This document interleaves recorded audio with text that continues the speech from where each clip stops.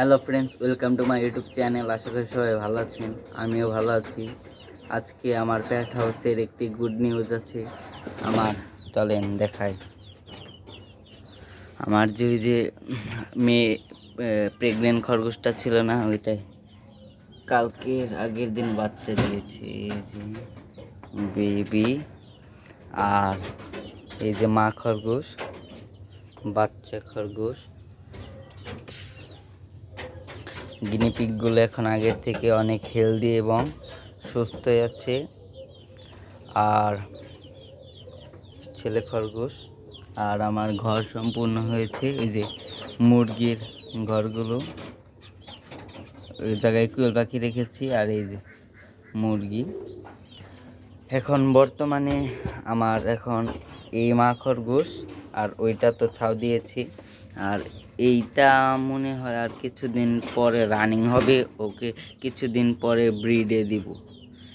এখনই দেওয়া যাবে না, সময় লাগবে, কিছুদিন যাওয়ার পরে দিব। দেখি ইব্রাহিম, এই ডিরে সাইডে দেওয়া সাউডিরে বের করে দেওয়া। ঠিক আছে। ছেলে খরগোশটা মোটামুটি অনেক ভালোই সুস্থ, ভালোই আছে খরগোশটা, আগের থেকে হেলদি। আর গিনিপিগগুলো কলা দিয়েছি, ওই যে গিনিপিগগুলো অনেক সুস্থ এবং খুব চঞ্চল প্রকৃতির তো। আর এখন বর্তমানে আমার ঘর এইরকম ফাঁকা আছে। আমি এই জায়গায় আরও একটা খাঁচা বসাবো, বসে গিনিপিগ আনবো আরও 2 জোড়া।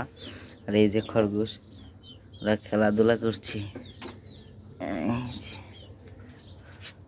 ওরা ভীষণ দুষ্টু, তবে এমনা খুব সুন্দরী, চঞ্চল খুবই। নামিয়ে দিয়ে রাখি। তো সবাই সাথেই থাকবেন, ভালোই থাকবেন। আর আমরা কিছুদিন পরে জাংলি খরগোশ শিকার করব এবং তিতা শিকার করব। আমাদের সাথেই থাকবেন এবং আমরা কি করি আমাদের সাথে